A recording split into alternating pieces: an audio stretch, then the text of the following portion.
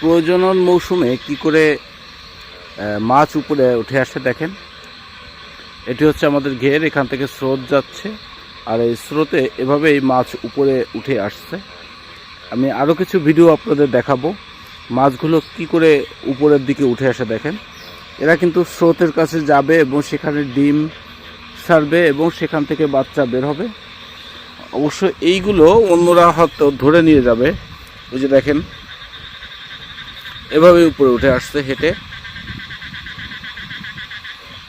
অনেক মাছ, আপনি না দেখলে অবাক হয়ে যাবেন। আমি ক্যামেরায় সব আনতে পারছি না। ওই দিকেও বেশ পরিমাণ মাছ, এই যে দেখেন ওইদিকে।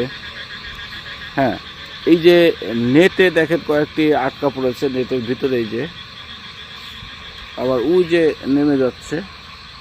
হ্যাঁ, এরকম এখানে অনেকগুলো মাছ দেখেন। এটা হচ্ছে প্রজননের সময়, বিশেষ করে যখন ভারী বর্ষণ হয়, ভারী বর্ষণে এটা হয়। একটি মাছ উপরের দিকে আসতেছে, আমি ওটার ভিডিও নেব। আপনারা এই ভিডিওগুলো দেখতে পারবেন মৃত্তিকা জীবন ও প্রকৃতি চ্যানেলে। এটি খুবই একটি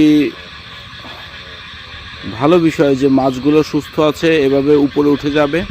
আমরা এই জায়গাগুলো রেখে দিই কারণে এই মাছগুলো পরবর্তী মৌসুমে যাতে ডিম উৎপাদন করে, বাচ্চা উৎপাদন করে, মাছ বৃদ্ধি পায়। দেখেন এরা কিন্তু এই দিকে পানি, এই দিকে উঠে আসার চেষ্টা করছে।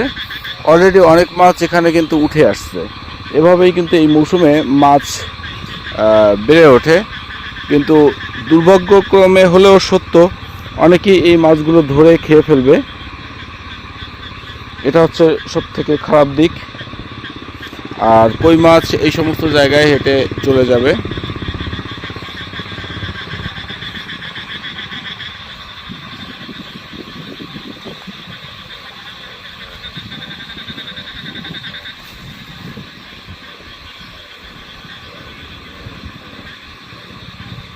এখানে অবশ্য একটি মাছ কিছুক্ষণ আগে দেখলাম।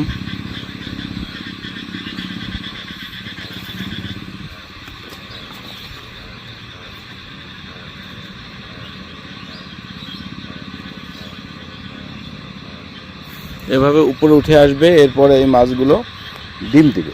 এই যে বলছিলাম যে মাছটির কথা, দেখেন একেবারে কোথায় উঠে চলে এসেছে।